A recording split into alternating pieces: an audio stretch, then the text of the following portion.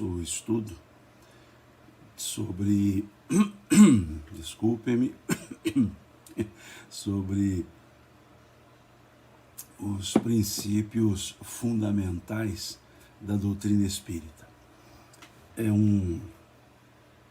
uma proposta de estudos que, creio eu, desenvolveremos em 5 encontros, creio eu, talvez 6, para falarmos um pouco desses princípios fundamentais do pensamento espírita, da doutrina espírita, do espiritismo, da forma que quiserem.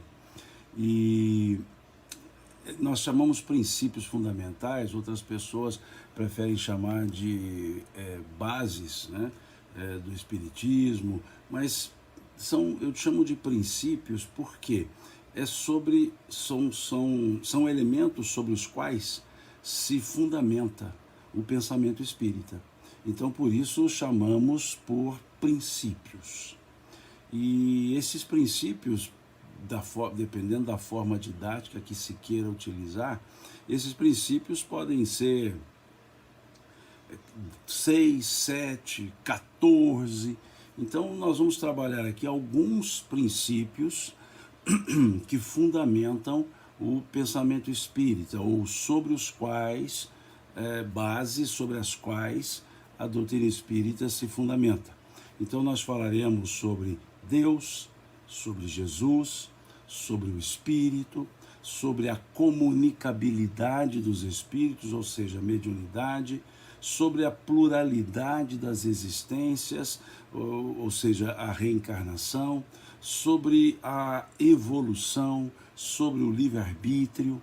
Então, são esses princípios sobre os quais nós discorreremos nesses 4, 5 ou 6 domingos próximos. Esse hoje e os demais. E, desculpe, a voz está um pouco rouca hoje. Então, vamos conversar sobre isso. E eu já vou pedindo licença aqui, porque eu estou com 3 equipamentos aqui. Eu estou com 2 celulares e um tablet para fazer essa live de hoje. Um celular aqui com o meu Instagram, um outro aqui com o Instagram da Casa do Caminho, e estou aqui gravando para subir para o YouTube depois. Pode ser que no próximo domingo eu coloque também ao vivo pelo YouTube. Então, me desculpem se porventura o meu olhar ficar para alguns um pouco perdidos, porque hora eu vou estar olhando em um celular, hora olhando um outro, hora olhando aqui no tablet. Então, são 3 que eu não sei ainda, não tem ainda um mecanismo, uma assinatura que me permita usar um só e jogar para mais de uma rede social, tá? Então, me desculpe aqui, pode ser que eu não consiga ver todas as perguntas ou as observações que são feitas, porque são 3 aparelhos, ok? Então, vamos conversar sobre isso. Primeiro, chamando a atenção para um aspecto. O que é a ideia espírita? O que é o espiritismo? Então, primeiramente, vamos conversar sobre a palavra espiritismo. A palavra espiritismo, ela é uma palavra cunhada, criada no século XIX. Essa palavra, ela não existia. É um neologismo, ou seja, Kardec a cria para designar esse conjunto de ensinamentos, para designar esse corpo doutrinário que os espíritos trouxeram. Então, Kardec optou em criar uma palavra nova para ideias novas. E ele, então, cria a palavra espiritismo. Ele explica isso muito bem, dizendo que uma outra palavra não caberia bem. Então, ele cria a palavra espiritismo a partir do radical da palavra espírito, ou seja, ele mantém o radical spirit e acrescenta um sufixo, o sufixo ismo. Quando colocamos o sufixo ismo ele remete ao radical da palavra, ou seja, espírito. Ou seja, em outras palavras, o sufixo ismo quer dizer aquilo derivado do radical da palavra. Então, o radical é espírito, que remonta a espírito. Quando Kardec cria a palavra espiritismo, ele quer dizer próprio dos espíritos. Próprio dos espíritos. E o que é próprio dos espíritos? Aquele ensinamento. Por isso ele não criou outra palavra. Ele não criou uma palavra diferente para essa ideia. Por quê? Porque ele queria dizer que aqueles ensinos, aquele corpo doutrinário foi trazido, pelos espíritos e não por ele. Então Kardec não criou o termo kardecismo. Quem criou esse termo foram os espíritas. Kardec criou o termo espiritismo. Por quê? Doutrina dos espíritos. Ismo, sufixo que remete ao radical. Radical da palavra espírito. Ou seja, então, espiritismo, doutrina dos espíritos. Se fosse kardecismo, o sufixo ismo remete ao radical, Kardec, então seria doutrina própria de Kardec. Só que o espiritismo não é uma doutrina própria de Kardec, é uma doutrina dos espíritos. E Kardec foi muito sábio e, ao mesmo tempo, muito humilde em reconhecer isso e colocar esse nome, dar esse nome, em vez de dar um nome próprio. Então ele deu esse nome de espiritismo para dizer que a doutrina é dos espíritos. Os ensinamentos vieram dos espíritos. Kardec os compilou, os organizou.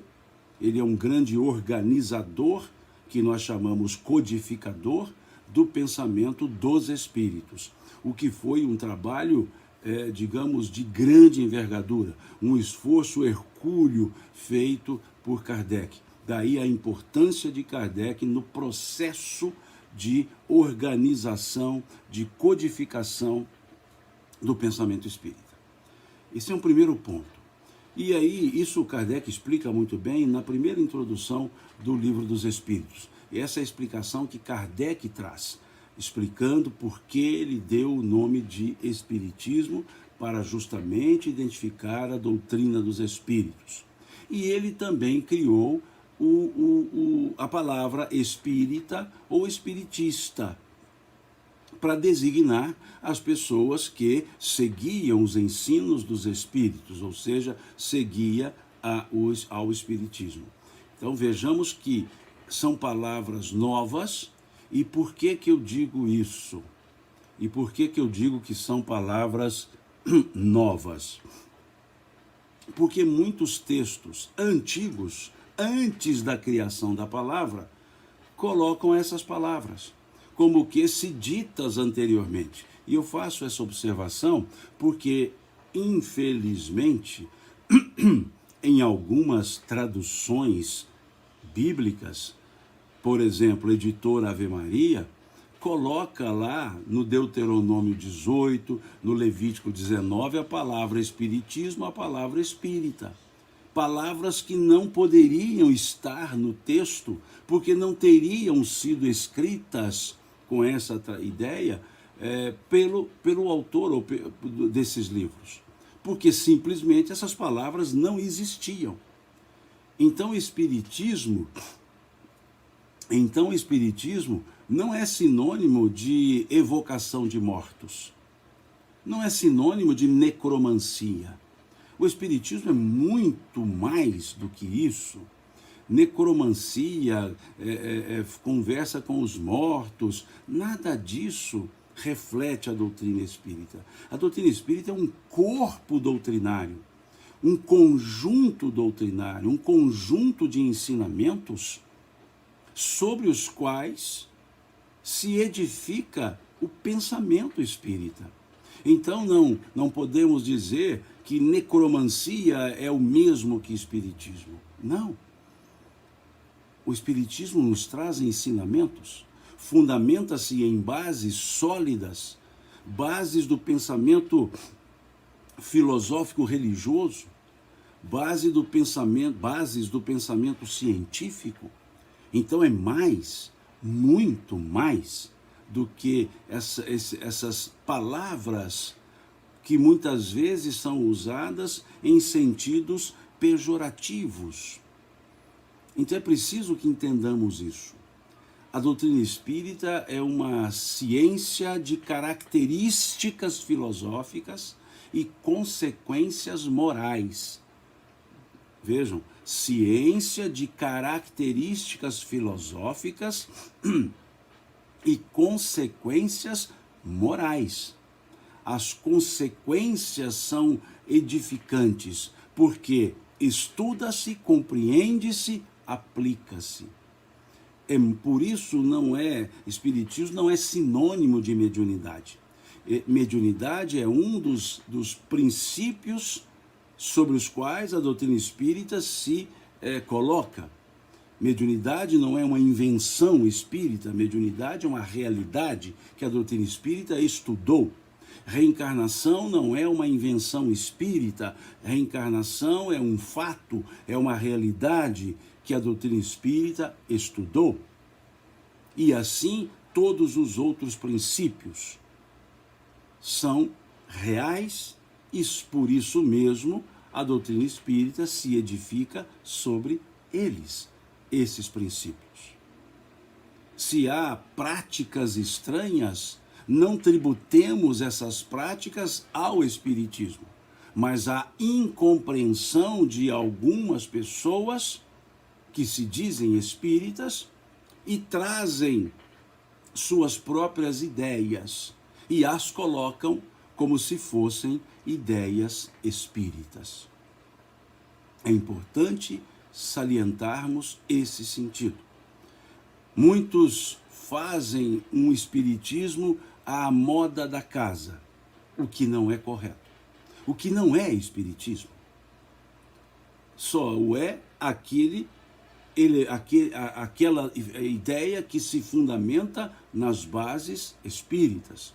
E Kardec, sobre isso, ele trouxe um elemento fundamental, uma frase fundamental. Está lá no compêndio de artigos escritos por Kardec, que compôs uma obra chamada Obras Póstumas. Por isso o nome Obras Póstumas é uma obra que foi editada depois da desencarnação de Kardec, mas composta por artigos escritos por Kardec, que ele não colocou de uma maneira organizada em livros. E muitos dos artigos que estão no compêndio Obras Póstumas estão também em outros compêndios, ou em outros livros, como na Revista Espírita. Mas lá no livro Obras Póstumas, quando Kardec fala da constituição do Espiritismo, ele diz: o Espiritismo não é solidário com aqueles a quem apraza dizerem-se espíritas. Ele só reconhece como seus adeptos aqueles que praticam seus ensinos. Voltemos a essa frase, permitam-me repeti-la. O Espiritismo não é solidário com aqueles a quem apraza dizerem-se espíritas. O Espiritismo só reconhece como seus adeptos aqueles que praticam os seus ensinos. E aqui eu tiro dois elementos. Praticam os seus ensinos. Não é só saber, é praticar os ensinos. E para podermos dizer que conhecemos, precisamos estudar as bases espíritas. E onde se estuda, onde são estudadas, ou de onde tiramos o estudo das bases espíritas? Das obras escritas por Kardec e de outras obras suplementares ou subsidiárias que facilitam o estudo das obras de Kardec.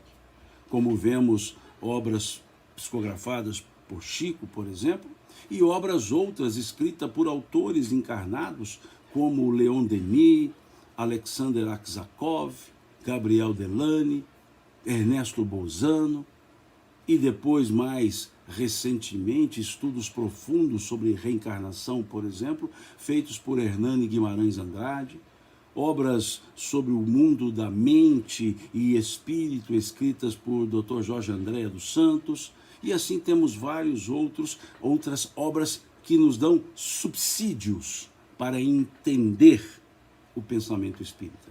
Não sou dos que usam o termo obras complementares, porque elas não complementam. São obras subsidiárias que nos dão subsídios para melhor entender o pensamento espírita. Então não são obras complementares, porque não há complementariedade nessas obras na base do pensamento espírita. Então, feitas essas considerações, para entendermos a seriedade da doutrina espírita, para percebermos o quão necessário é um estudo fundamentado das obras espíritas, ou do pensamento espírita, vamos conversar sobre os princípios da doutrina espírita. Vamos conversar sobre esses princípios fundamentais do pensamento espírita, que o faremos em 5 ou 6 encontros, mineiramente falando, domingueiros, nesses próximos domingos. Então, foquemos nos princípios espíritas, dessa doutrina que nos fala da origem, da natureza e da destinação dos espíritos. Origem, natureza e destinação dos espíritos, que nos mostra de onde viemos, para onde vamos e por que estamos temporariamente aqui na Terra. Então, conversemos sobre isso. Explico aos que entraram novamente que estou aqui com 3 aparelhos e ora olharei para um, ora olharei para outro, então fica aquele olhar um pouco perdido para alguns, mas é porque são 3 e eu fico buscando aqui se tem alguma observação, se tem alguma pergunta, e aí vou ficando um pouco difuso nesse sentido, tá certo? Mas vamos lá. Um dos princípios fundamentais, eu até diria o princípio fundamental, é Deus. Deus. Não há como refletir sobre a vida, não há como desenvolver um raciocínio filosófico se não se buscar a causa primeira da vida, se não se buscar a causa primeira da existência, se não se buscar a causa causal da nossa existência. É preciso, então, que busquemos no sentido filosófico da doutrina espírita, naquela forma bem estrita da ideia da filosofia, a busca da causa primeira. A busca da causa primeira. E a causa primeira, a causa causal, ela é algo que nos demanda estudos, digamos, não historiográficos e nem tão estudos teológicos, mas estudos teodiceicos. Precisamos mergulhar profundamente na busca de uma causa primeira. E não por outro fator, não por outro motivo. Quando Kardec escreve o primeiro livro, ou compõe o primeiro livro, ele põe como primeira pergunta do Livro dos Espíritos justamente isso: o que é Deus? O que é Deus, em outras traduções? O que é Deus? Porque é justamente esse o elemento fundamental. Justamente entender a causa primeira. E não poderia se entrar no estudo do pensamento espírita se não se refletisse sobre Deus. Mas a doutrina espírita não tem uma teologia. Ela faz um estudo teodiceico. É a teodiceia. A teodiceia é um braço filosófico, é um ramo da filosofia que estuda a natureza divina, estuda os atributos da divindade. Na filosofia, quando caminha-se para o estudo da moral, quando se caminha para o estudo da origem, busca-se a teodiceia, ou seja, os estudos da natureza e dos atributos da divindade. diferentemente da teologia que busca a divindade e tenta interpretar a divindade, o que, em tese, não nos é possível por falta de condições intelectuais, de inteligência, de desenvolvimento de inteligência para entender efetivamente o Criador.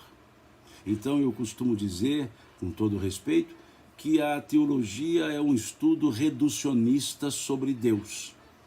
Não podendo nos elevar a Deus, nós reduzimos Deus ao nosso nível intelectual.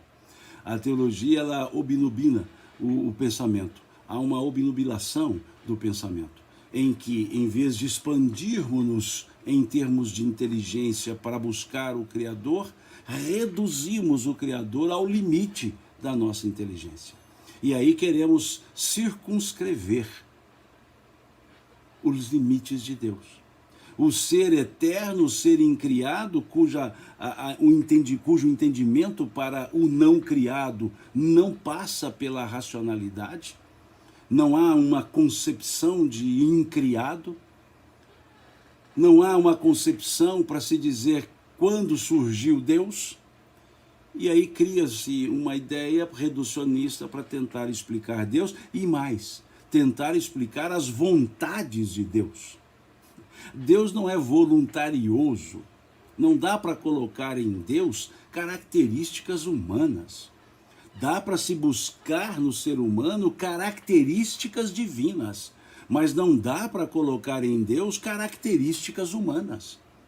E o que mais se vê é justamente isso, colocar em Deus características humanas.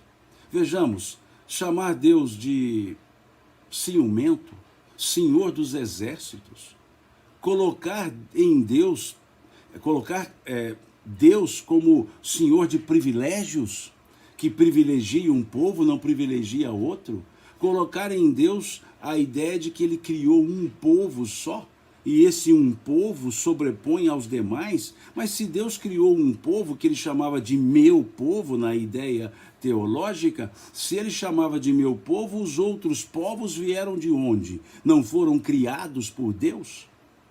Então existe um só povo, sim, todas as criaturas do universo, todos os seres do universo formam um só povo, mas não pelo egoísmo, melhor dizendo, pelo personalismo humano, criou-se um Deus exclusivista, que tem um povo, os outros não. Que esse povo é o dele, os outros não. Como se ele não tivesse criado todos os seres. Então é preciso que percebamos isso. E há até um escritor materialista, houve um escritor materialista do século XVIII, Feuerbach, que ele escreveu uma obra chamada A Essência do Cristianismo, por óbvio uma crítica, já que trazia a ideia materialista como mote da sua obra. E ele escreveu uma frase que vale a pena refletirmos sobre ela. Quando ele diz: está escrito que Deus fez o homem à sua imagem e à sua semelhança. Eu, porém, digo que o homem fez Deus à sua imagem e à sua semelhança, pois o Deus que nos é apresentado tem mais defeitos humanos do que características divinas. É uma realidade o que ele escreveu, porque as pessoas cunharam um Deus segundo o próprio estilo delas. E Deus não tem como ser limitado, como limitados somos os seres humanos. Então é preciso percebermos isso. Daí a doutrina espírita não fazer estudos teológicos sobre Deus, mas estudos filosóficos, existenciais sobre Deus. Daí a primeira pergunta: que é Deus?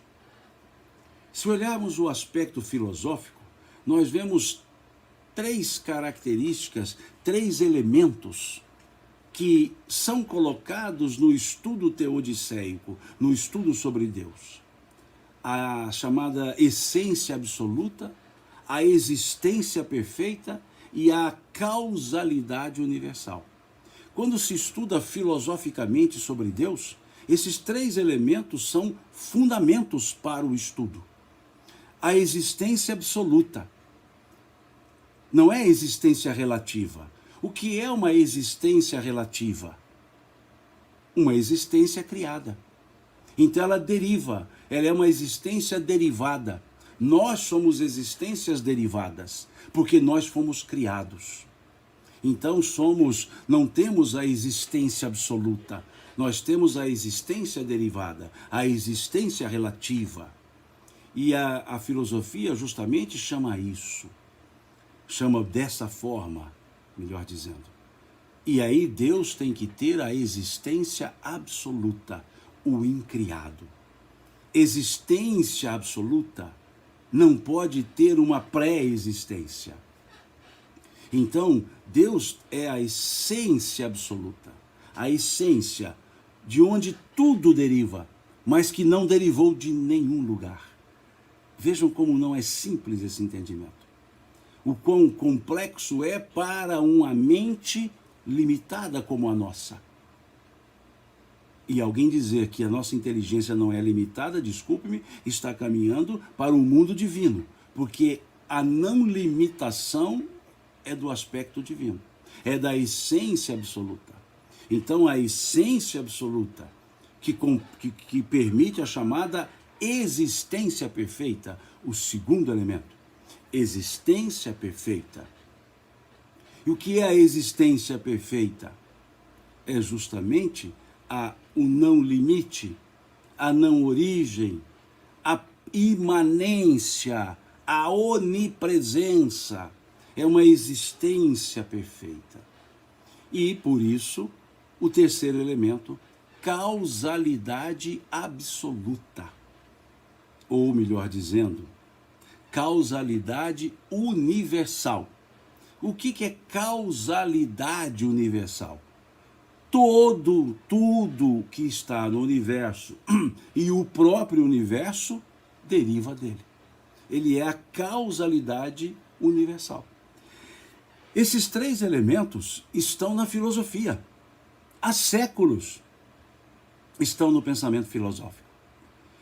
Essência absoluta, voltemos, essência absoluta, existência perfeita e causalidade universal. É preciso que nós entendamos esses três elementos para que entendamos a resposta dada pelos Espíritos à questão número 1 do Livro dos Espíritos. Se nós não entendermos essência absoluta, se nós não entendermos existência perfeita, se nós não entendermos causalidade universal, não entenderemos a resposta dada pelos Espíritos, quando Kardec perguntou: que é Deus? Qual foi a resposta dada pelos Espíritos?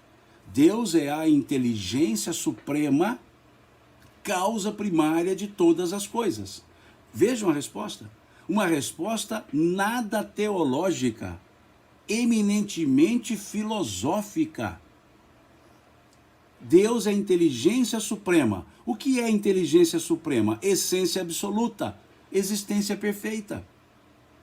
Então, se não entendermos esses dois elementos da filosofia, não entenderemos o que os Espíritos disseram como inteligência suprema.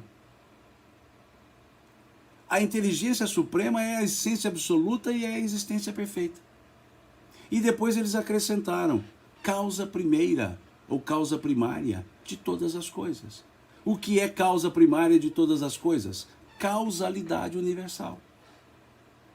Então vejamos que para entender a profundidade da resposta, é preciso perceber o alcance filosófico dessa resposta. Muitos, quando vão falar dessa questão, reproduzem a frase, mas não trazem os elementos filosóficos que os Espíritos utilizaram para compor a frase. Fizeram um resumo da Teodiceia, mas um resumo em uma frase apenas. Deus é a inteligência suprema, a essência absoluta, a existência perfeita. E Deus é a causa primária, a primeira de todas as coisas. Causalidade universal. Então percebamos que quando vemos essa pergunta, não é uma invenção. Séculos e séculos de estudos levaram a essa possibilidade para os espíritos trazerem essa frase. Por isso que a doutrina espírita tem características filosóficas. Por isso Kardec dizer isso, é uma ciência de características filosóficas e consequências morais. Refletindo sobre Deus, conhecendo esses elementos dos atributos da divindade, nós vamos mudar nosso jeito de viver. Nós mudaremos o nosso entendimento sobre a vida. Isso é consequência moral. Isso é o elemento religioso que a doutrina espírita apresenta. A doutrina espírita traz elementos de religiosidade e não bases materiais de religião. Depois falaremos disso em outro momento. Mas observemos. E isso, quando nós olhamos a passagem da mulher samaritana, salvo engano, é o capítulo 4 do Evangelho de João, posso estar enganado aqui, salvo engano, é o capítulo 4 do Evangelho de João, quando vemos ali o diálogo de Jesus com a mulher samaritana, e posso estar enganado, mas no versículo 24, Jesus diz para a mulher: mulher, chegará o dia ou o tempo em que não mais adorareis ao meu Pai, nem no monte, nem no templo, pois o Pai é Espírito, e importa que os que o adoram, o adorem em Espírito e verdade. Em Espírito e verdade. Essa é a essência absoluta. Deus não tem forma, Deus não está em um lugar. Deus é. Veja, Deus está em todos. Então, essa é a essência absoluta, essa é a existência perfeita. Então, até na frase de Jesus, nós encontramos os elementos de essência absoluta, existência perfeita e causalidade universal. A causalidade universal está lá no Gênesis, lá no primeiro capítulo do livro Gênesis do Velho Testamento. A causalidade universal está ali. Então, vejamos que não são situações, a Xiomara está corrigindo aqui, o versículo 23, segundo ela, por isso que eu disse, posso estar enganado, porque nem tudo eu vou me lembrar assim de bate-pronto, mas confirmou que é o capítulo 4. Então, leia o capítulo 4 inteiro do Evangelho de João. Mas, voltemos, é preciso perceber que o caminho filosófico, ele permite um estudo mais aberto, mais profundo,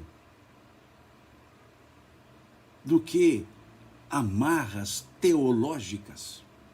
Não estou desmerecendo a teologia, até porque a estudei. Não vou me dizer um teólogo, mas estudei bastante o pensamento teológico, para poder justamente perceber que não podemos criar reducionismo, não podemos criar amplidão de interpretações também, porque é um erro hermenêutico. A interpretação ampliada ou amplíssima fere os princípios da hermenêutica. Então não é isso. Mas é preciso trabalhar com elementos que permitam, não devaneios, mas permitam uma aproximação, uma amplitude de ideias. E é isso que os espíritos fazem. E Kardec foi tão filosófico, que a pergunta que ele faz aos espíritos sobre Deus não utiliza um personalismo, como muitas vezes nós no dia a dia utilizamos. Não se colocou para Deus a pergunta quem, mas a pergunta que. Que é Deus? Em vez de perguntar quem está, digamos que, colocando Deus numa forma de pessoalização, dando a ele um antropomorfismo. Deus não é quem, Deus é o quê? Deus é que. E é interessante que aí vem discussões da tradução semântica, que boas traduções nós veremos a pergunta que é Deus sem o artigo. Outras boas traduções veremos com o artigo. O que é Deus? E em outras traduções, que é Deus? Se olharmos o texto francês, ele traz a ideia do que é Deus, mas numa forma semântica pode-se colocar o que. Mas se olharmos filosoficamente, se olharmos por um aspecto, por um prisma de causa primeira, a tradução, a melhor tradução semântica, não estou dizendo tradução literal, tradução semântica, a melhor forma seria sem o artigo. Porque o artigo limita o substantivo. Ele não só identifica. Veja, artigo definido. Deus não está definido. A palavra pode até assim ser colocada, mas Deus não está definido. Não há como delimitar a definição. Então, o artigo seria filosoficamente, semanticamente desnecessário. Que é Deus? Foi a pergunta. Sem o artigo. Como que dizendo, olha, não dá para usar o que é Deus, principalmente artigo definido, porque Deus não pode ser delimitado. Então, por um lado semântico, caberia melhor, de fato, que é Deus? Que é Deus? E aí, então, nessa resposta, vence ou percebe-se os três elementos: essência absoluta, existência perfeita, causalidade universal. Deus é a inteligência suprema do universo, causa primária de todas as coisas. É a inteligência suprema, causa primária de todas as coisas. Vejam que coisa interessante. E esses três elementos, na frase de Jesus, ele a coloca como elementos de bondade, quando ele se refere a Deus como todo bondade. Quando ele responde a uma pergunta de um jovem, salvo engano, capítulo 10 de Marcos, salvo engano, quando ele responde, por que me chamais bom? Bom só há um, Deus, que está nos céus. Bom só há um, Deus, que está nos céus. A história, é óbvio, é compreensível que nós queiramos explicar o desconhecido partindo do conhecido. Então é natural que queiramos entender Deus colocando nele características que são nossas. Características que eu digo nossas nessa forma de viver que temos, inclusive os defeitos. Porque colocamos em Deus defeitos. Quando olhamos o versículo 20 do livro Êxodo, lá do Velho Testamento, que nos apresenta o Decálogo, se olharmos não vou dizer fonte original, porque não temos uma fonte original. Nós temos textos hebraicos, mas não pode-se dizer esse é original. Ninguém tem lá o texto escrito diretamente pelo autor do Êxodo. Mas, nos textos bases, nós vemos ali, no capítulo 20 do livro Êxodo do Velho Testamento, nós vemos, eu sou o Senhor teu Deus, que te tirou do Egito, da casa de servidão, não terás diante de mim nenhum outro Deus, nem a ele prestarás culto, pois eu sou um Deus ciumento. Essa é a tradução adequada.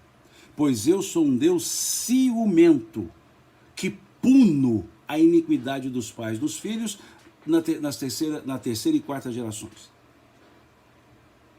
Vejam, a tradução mais atual colocou, pois eu sou um Deus zeloso. A palavra melhor traduzida, a palavra hebraica melhor traduzida seria Deus ciumento, mas aí traduziu-se para Deus zeloso. Um Deus zeloso que pune as pessoas. Então vejamos, são elementos humanos que nós colocamos em Deus. Em vez de buscar elementos divinos no ser humano, nós colocamos em Deus elementos humanos. Deus é muito mais. E aí as pessoas no passado começaram a nominá-lo, Deus, mas de uma forma um pouco diferente. E aqui vale sim uma reflexão, até mesmo reconhecendo o cuidado que tiveram esses primeiros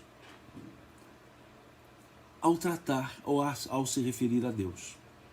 Se olharmos os textos hebraicos, se olharmos esses textos originais entre aspas, os textos básicos, nós veremos que não se nomina Deus. Se olharmos aquele fenômeno da sarça ardente, do contato de Moisés com o Senhor, ele não é chamado por Deus e não é dado um nome. Se olharmos o nome escrito, não há uma forma para pronunciá-lo, porque trazendo para as nossas letras ocidentais, a palavra seria composta por YHWH.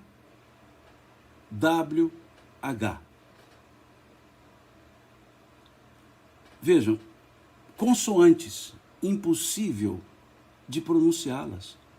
Por isso diziam no passado o impronunciável. O impronunciável. Tamanho respeito que se tinha que não se pronunciava o nome, porque ele não tinha um nome. Iod Re, Vav Re, YHWH, YHWH. Se pronunciarmos o nome das letras, seria Iod Re, Vav Re, Y, Iod, H, Rav, Vav, Re, W, Vav, H, Re, Iod, Re, Vav, Re, que não significa nada senão o nome das letras. Por isso se diz que o nome de Deus é um tetragrama, 4 letras, 4 consoantes. Então não se pronunciava o nome. Quando muito soletrava-se Iod, Re, Vav, Re, que transliterando a sonoridade das letras Iod, Re, Vav, Re, chegou-se a uma ideia de Iavé. Iavé. Mas não seria essa a pronúncia, mas o que se aproxima da pronúncia das letras Iod, Re, Vav, Re foi Iavé. Que quando latinizou-se, no lugar do Y colocou-se o J, porque em latim o J tem som de I. Então colocou-se JHWH. E por causa desse J e por causa da pronúncia Iavé, alguns passaram a chamar de Javé. Javé. Mas que nada mais é do que colocar o som do J nosso, quando a escrita em latim teria o som de I, Iavé, por sonoridade, mas nem isso seria o nome, ou nem essa seria a forma da pronúncia, porque seria dizer os nomes das letras. Iod, Re, Vav, Re. Por isso o impronunciável. E a ideia trazida, traduzindo o Iod, Re, Vav, Re, que passou a ser por sonoridade Iavé, foi traduzir como eu sou o que sou. Quando Moisés pergunta o nome, a resposta é eu sou. Em outras traduções, eu sou o que sou. Vejamos que essa resposta dada a Moisés, vejamos, estamos falando lá de Moisés, essa resposta dada a Moisés, mais uma vez, leva os elementos da existência absoluta, da essência absoluta, da existência perfeita e da causalidade universal. Olha que resposta, de aspas, Deus para Moisés. Eu sou. Qual o seu nome? Eu sou. Ou em outras traduções, qual o seu nome? Eu sou o que sou. Querem resposta mais filosófica do que essa? E está lá na estrutura do diálogo de Moisés com esse ser. Qual o seu nome? Eu sou o que sou. Ou eu sou. Então, esse é o elemento forte. Né? Como a resposta foi justamente um tetragrama, Yod-He-Vav-He, coube duas traduções. Eu sou e também eu sou o que sou. Duas traduções. Mas as duas se assemelham à ideia de inteligência suprema do universo, causa primária de todas as coisas, ou seja, resposta de cunho reflexivo. Como que as pessoas, então, no passado começaram a se referir ao Criador? Em vez de chamá-lo por nome, já que era o impronunciável, passaram a chamá-lo pelo título. Sim, título. Senhor. As traduções que colocam a palavra Deus no Velho Testamento não guardam relação com a palavra utilizada. El, E-L, El, Senhor. El, Senhor. Como, por exemplo, El Shaddai, Senhor Todo-Poderoso. El Shaddai. Então, a palavra El não quer dizer Deus, quer dizer Senhor. Por exemplo, Israel, Senhor forte. Israel, que foi o nome dado a Jacó, depois de lutar com o anjo do Senhor. Uma noite toda lutando com o anjo do Senhor. E aí, então, foi dado a ele um outro nome. Jacó passou a se chamar Israel. Deus, desculpe, o Senhor forte, ou fortaleza do Senhor. E assim, por exemplo, o anjo Gabriel significa o quê? Mensageiro do Senhor. Mensageiro do Senhor, Gabriel. Percebam então que não se dava um nome, se dava um título. Elohim, Adonai. E o próprio Cristo, que também não o chamou pelo nome, o chamava de Abá, quer dizer papai, paizinho. Perceberam? Então, o que nós fazemos é dar a Deus uma característica nossa, dentro dos nossos limites. É compreensível, mas não pode ser determinante, não pode ser absoluto. É compreensível. Quando se diz Deus é a inteligência suprema, está se reconhecendo a sabedoria perfeita em Deus. Sabedoria perfeita. Está se reconhecendo a bondade absoluta em Deus. Está se reconhecendo a justiça infinita em Deus. Justiça infinita em Deus. Mas vejamos, sabedoria perfeita, bondade absoluta e justiça infinita e perfeita. A justiça de Deus é bondosa, a bondade de Deus é justa.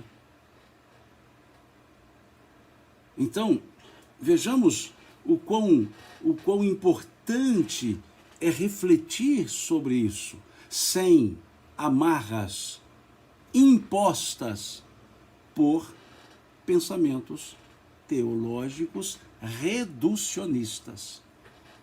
Temos excelentes teólogos, profundos teólogos. Mas, infelizmente, temos também alguns reducionismos, o que é muitas vezes a maioria. Temos grandes estudiosos, não do campo filosófico, não do campo teológico. Alguns até vieram do campo teológico e foram além, como o Karen Armstrong, que escreveu um livro belíssimo chamado Uma História de Deus, que deixo aqui como sugestão para leitura. Uma História de Deus, Karen Armstrong. Francis Collins, um estudioso da genética, escreveu um livro chamado A Linguagem de Deus, também deixo aqui como sugestão. Fred Herring, que escreveu uma obra chamada Mostra-me Deus. Interessantíssima essa obra. Então, são obras interessantes para se ler. Como olhando aqui o fundo da imagem, estou vendo aqui, ó, nessa prateleira de cima aqui, ó, esses livros aqui são estudos sobre Deus. Nenhum deles é teológico.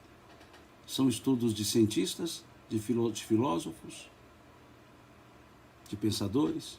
Esse verdinho aqui, ó, esse verdinho que está aqui. Quem é Deus? É o título desse livro. Quem é? O autor resolveu colocar quem? Que é o Batista Mondin, o autor do livro, Batista Mondin. São obras interessantes para serem lidas. Obras interessantíssimas, que tratam da natureza. Como esse pequenininho aqui, esse pretinho aqui, ó. Esse aqui é um livro do Eliseu da Mota. Deus, porque creio em ti, é o título. Belíssimo estudo. Eliseu, um grande estudioso espírita. Interessante.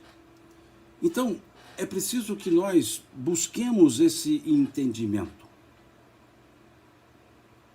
E até mesmo estudar obras que depõem contra a estrutura do pensamento sobre Deus. Aquelas obras também materialistas, como temos do Dawkins, Richard Dawkins, que diz Deus um delírio, é a obra, que fala contra. Mas é bom percebermos também para entender as argumentações contrárias, porque um estudo só é perfeito quando observamos a tese e a antítese, para que façamos uma síntese. É um dialetismo hegeliano. Então é preciso, sim, conhecer as outras obras. Aqui está pedindo a Dani, Simão, por favor, deixe os livros na legenda desse vídeo. Dani, desculpe, eu nem sei como é que faz legendas do vídeo. Eu sou um analfabeto funcional em termos de tecnologia. Eu não sei como é que faz legenda para deixar aqui o título dos livros, tá? Eu vou fazer o seguinte, quando eu salvar na live no Instagram, eu posso colocar no texto, né, quais são os livros, esses livros que eu citei. Mas eu não sei colocar legenda, me desculpe, tá? Eu sei ligar o Instagram, programar aqui para fazer ao vivo e olha lá, viu? Então eu não sei fazer legenda, nada disso. Posso até aprender, mas se alguém me ensinar, eu busco aprender, mas eu não sei agora. Mas depois eu coloco o título aqui no texto, né? Quando eu for postar, porque eu sempre salvo e deixo na página do Instagram. E dessa vez ficará tanto no Instagram da Casa do Caminho, que eu vejo aqui que tem pessoas seguindo, como no Instagram, no meu Instagram, né, que também vejo várias pessoas seguindo. E deixarei o vídeo também no meu canal do YouTube. Tá certo? Então, me desculpe eu não poder atendê-la, viu, Dani, porque eu não sei fazer essa legenda, não. Bom, aí vem um outro aspecto interessante, que Kardec pergunta, pode-se dizer, é a pergunta número 3 do Livro dos Espíritos, pode-se dizer que Deus é infinito?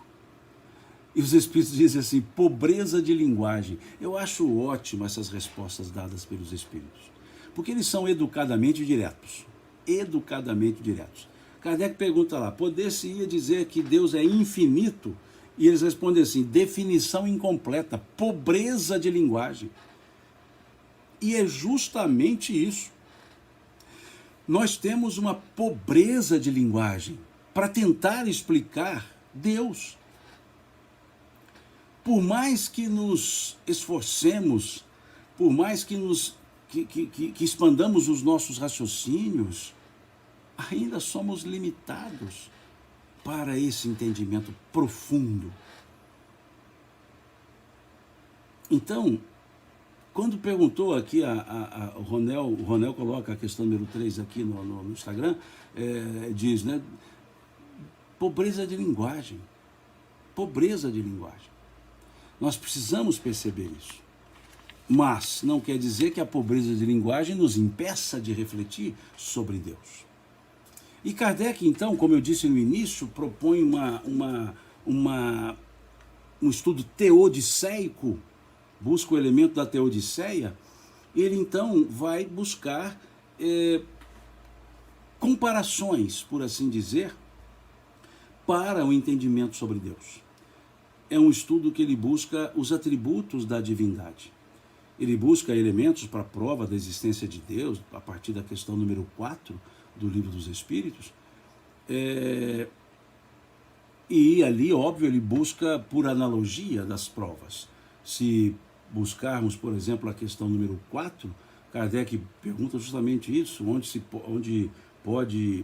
pode encontrar a prova da existência de Deus, e os Espíritos vão dizer, no axioma que aplicais às vossas ciências, né? Ou seja, não há efeito sem causa. Ou seja, tudo que vemos no universo é um efeito, a causa é outro aspecto. Mas nós podemos buscar, por exemplo, comparações para provas, por exemplo, provas metafísicas da existência de Deus. Provas metafísicas, por exemplo, a existência do mundo, a existência do movimento, a existência da vida, a ordem universal, estudada por John Kepler, por exemplo, um grande astrofísico, vamos dizer assim, um estudioso astrônomo, John Kepler, que estudou o movimento dos astros. A ordem universal já mostra isso. Isso são elementos que nós podemos chamar provas metafísicas da existência de Deus. A existência do mundo, o mundo não apareceu por si mesmo. A existência do movimento, esse movimento de rotação, esse movimento de translação, o movimento das galáxias, a expansão do universo, tudo em ordem. Há uma ordem inteligente em tudo isso. São chamadas provas metafísicas. Nós temos, por exemplo, as provas morais, que são, por exemplo, a existência da lei moral, mérito e demérito, o consentimento universal, as aspirações da alma humana, as experiências místicas, tudo isso são provas morais. Então nós temos provas morais, provas metafísicas da existência de Deus. Temos elementos ontológicos para a existência de Deus, como por exemplo a aspiração humana. A aspiração humana é um elemento ontológico. Essas aspirações, o porvir, o futuro, a crença no futuro, são elementos ontológicos para a existência de Deus. E Kardec desenvolve tudo isso ali da questão número 4 até a questão número 9, 10, que ele vai trabalhando essas existências. E há uma questão interessante, que também é uma prova ontológica, que vai para o consentimento universal. Quando eu disse provas morais, uma delas o consentimento universal, quando ele pergunta, quando ele pondera que o sentimento íntimo da existência de Deus é uma das provas da existência de Deus. Então esse sentimento íntimo é um elemento ontológico de um consentimento universal, sobre a existência de Deus. Porque perguntou-se aos espíritos se o sentimento íntimo que temos da existência de Deus seria uma prova. E eles disseram que do sim e do que seria o contrário. E aí Kardec contrapõe dizendo, mas não poderia ser fruto de um ensino, na pergunta, e eles dizem, vede os vossos silvícolas, que ninguém a eles nada ensinou sobre teologia divina, e há um sentimento íntimo da existência de Deus. Então são elementos importantes para serem vistos, serem trabalhados. Quando olhamos os atributos da divindade, que começam justamente na questão número 10 do Livro dos Espíritos, eu vou até fazer diferente, eu vou pegar o Livro dos Espíritos aqui e ler essas questões. Deixa eu pegar um momentinho só.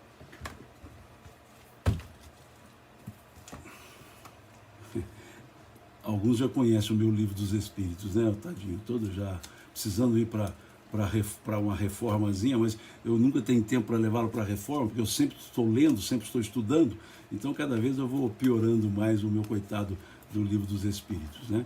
Que eu uso muito esse aqui, uma obra muito interessante. E aí, vamos ver, questão número 10, diz aqui, pode o homem compreender a natureza íntima de Deus? É uma pergunta interessante. Aquilo que é proibido, Kardec, pelo pensamento religioso, ele faz a pergunta daquilo que é proibido. Pode o homem sondar a natureza íntima de Deus? E eles respondem, não. Falta-lhe, para tanto, o sentido. O que quer dizer isso? falta para tanto sentido? Quer dizer que por mais que nós queiramos sondar a natureza íntima de Deus, nós não conseguiremos.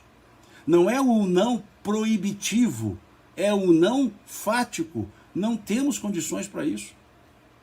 É um elemento fideísta que nós chamamos. Na linguagem teodiceica, filosófica, nós chamamos de elemento fideísta. O que é um elemento fideísta? Sai do campo da razão e entra no campo da fé.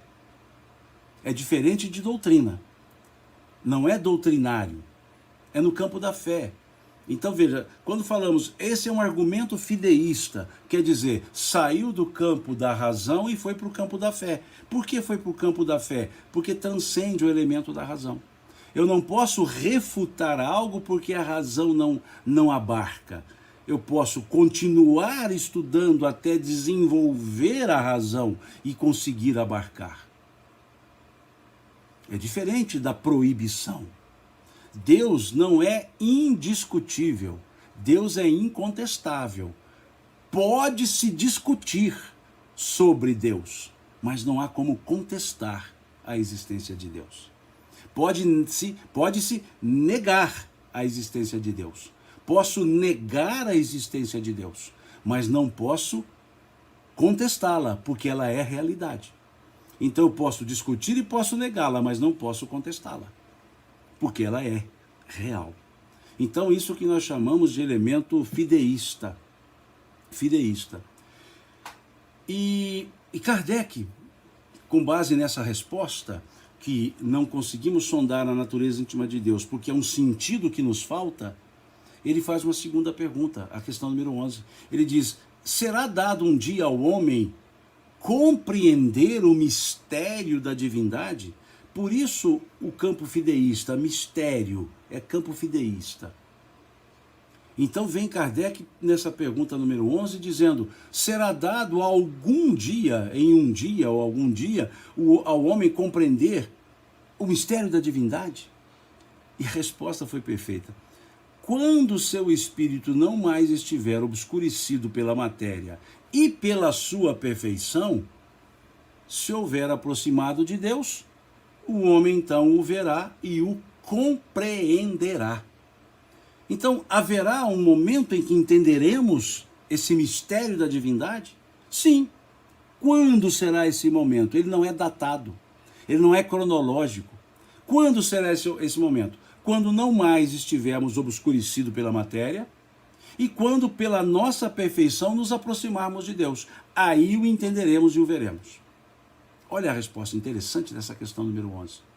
E o interessante ainda, ou um outro ponto interessante ainda, é observarmos o versículo 25 do capítulo 16 do Evangelho de João. O versículo 25 do capítulo 16 do Evangelho de João. É interessantíssimo, eu sugiro que leiam lá. Né? Aliás, eu sugiro que leiam o capítulo 16 inteiro, porque ele tem elementos belíssimos. Mas lá no versículo 25, Jesus começa a falar algo interessante. Ele sempre dizia que tudo que nós pedíssemos a Deus, em nome de Jesus, ele interviria por nós. Ele falava assim, tudo que pedides ao meu Pai em meu nome, eu rogarei por vós. Eu rogarei por vós. E ele, Deus, vos concederá. Só que no versículo 25, do Evangelho de João, Jesus começa a aprofundar um pouco. E ele diz assim, chegará o dia em que pedireis ao meu Pai em meu nome, e eu já não mais vos digo que rogarei ao Pai por vós, pois o Pai é o mesmo e nos ama a todos. Olha que interessante. Chegará o dia em que pedireis a meu Pai em meu nome, e eu não mais vos digo que rogarei ao Pai por vós, pois o Pai é o mesmo e nos ama a todos. O que Jesus está dizendo? Que chegará um momento em que nós falaremos diretamente com Deus. Quando será esse momento? Quando não mais estivermos obscurecidos pela matéria e pela nossa perfeição houvermos aproximado de Deus, nós o compreenderemos. Vejam como que essa resposta dada pelos Espíritos na questão número 11 está intimamente ligada à fala de Jesus do versículo 25 do capítulo 16 do Evangelho de João. Eu acho assim, espetacular, acho uma coisa notável, como que os espíritos se ajustam às falas de Jesus.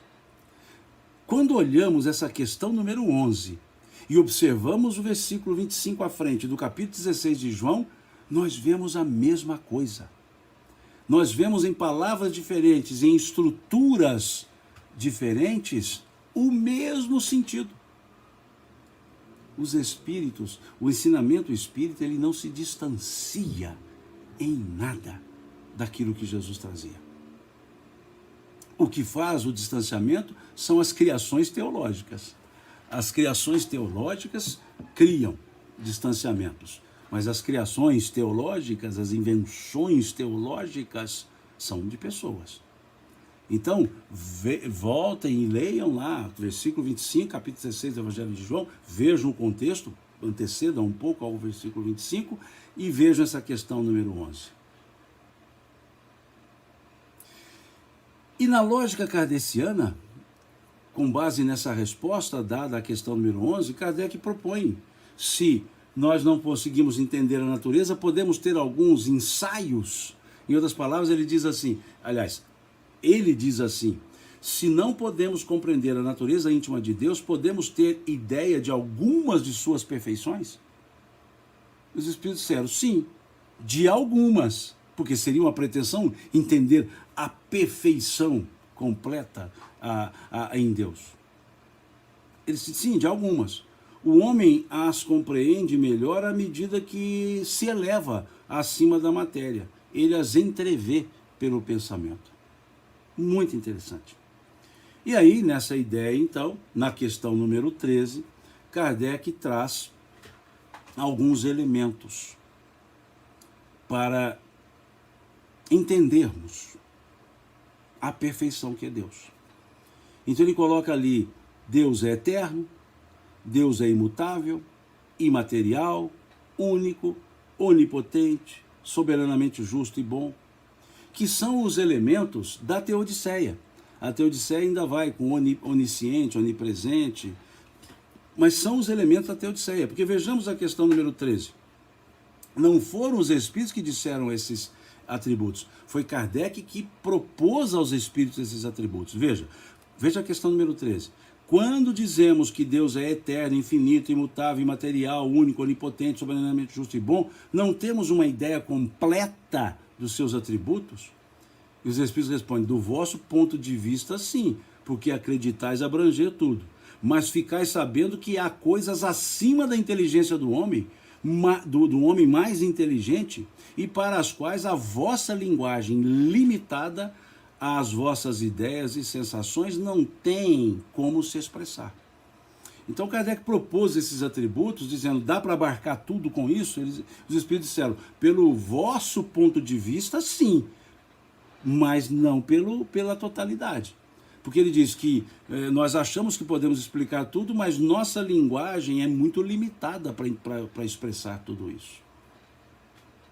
E ele diz, a razão com efeito vos diz que Deus deve possuir essas perfeições em grau supremo. Grau supremo. Porque se tivesse uma só de menos ou não a tivesse em grau infinito, não seria superior a tudo e por conseguinte não seria Deus. Então quando observamos esses atributos, nós vemos alguns elementos. O elemento chamado operativo, entitativo, que a filosofia traz, elemento moral. Então quando diz que Deus é eterno, Deus é imutável, Deus é imaterial, Deus é único, são elementos entitativos, ou seja, elementos de entidade. A filosofia a teodiceia chama de elementos entitativos, é o ente. Então, Deus é eterno, elemento entitativo. Deus é imutável, elemento entitativo. Deus é imaterial, elemento entitativo. Deus é único, elemento entitativo. Quando se fala Deus é onipotente, é elemento operativo. Operação. Deus é onipotente, é operativo. Quando se diz Deus é soberanamente justo e bom, é elemento moral. Então, nos atributos da divindade, nós temos, pela teodiceia, pela filosofia e pela proposta feita aos espíritos por Kardec, nós temos elementos entitativos, operativos e morais. E aí, então, nós temos, Deus é eterno, lógico. Se Deus não fosse eterno, ele teria tido um início. Se ele teve um início, ele não é Deus. Deus não pode ter início e Deus não pode ter fim. E eterno é justamente isso. Eterno é aquilo que não tem começo e não tem fim. Imortal tem começo e não tem fim. Eterno não tem começo e não tem fim. Então Deus tem que ser eterno. Porque se ele tiver o começo, antes do começo, seria Deus. Deus tem que ser imutável. Porque Deus não pode estar sujeito a mutações. Ele não pode estar sujeito a modificações. O que está sujeito a modificações são os nossos entendimentos, ou o nosso entendimento sobre Deus. Quanto mais evoluímos, melhor abarcamos, melhor entendemos Deus. Quanto mais evoluímos, melhor entendemos Deus. Então é o nosso conceito sobre Deus que evolui, que se modifica. Deus não pode se modificar, porque se ele for mutável, ele ainda está em formação. E aí deixou de ser a essência absoluta que nós já estudamos. Então ele não pode estar sujeito a mutações, a modificações, porque senão ele não teria atingido o estado da perfeição absoluta, ou da perfeição.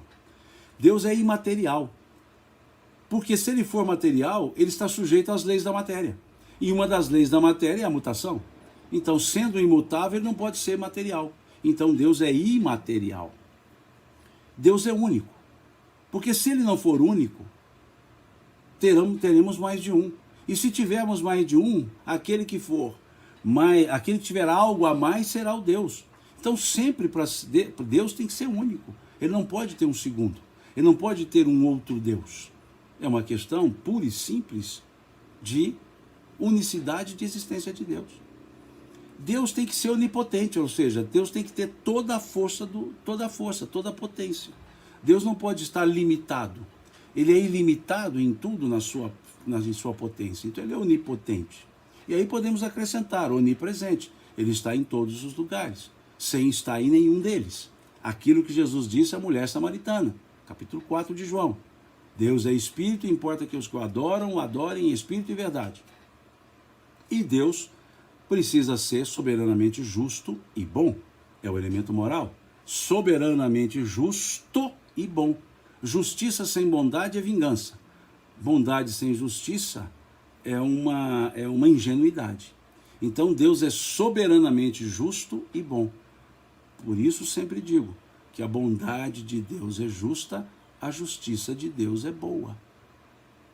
Então vejamos que não há como, vou fechar o livro dos Espíritos aqui, coitadinho, não há como estudar a doutrina espírita sem esse princípio chamado Deus. Então a doutrina espírita é ligada diretamente ao conceito de Deus. Sem a ideia divina, sem a ideia sobre Deus, nós não temos pensamento espírita. Então o pensamento espírita é intimamente ligado à ideia de Deus. Por isso, as 13 primeiras perguntas do Livro dos Espíritos grafam sobre Deus. É justamente isso, sobre Deus, que é a origem. E Kardec destina um livro inteiro para estudar essas, não de maneira cursiva, item a item, essas questões. Kardec, quando escreveu, ou melhor dizendo, quando editou a segunda edição do Livro dos Espíritos, do Livro dos Espíritos, ele coloca 4 livros, divisão em 4 livros lá dentro.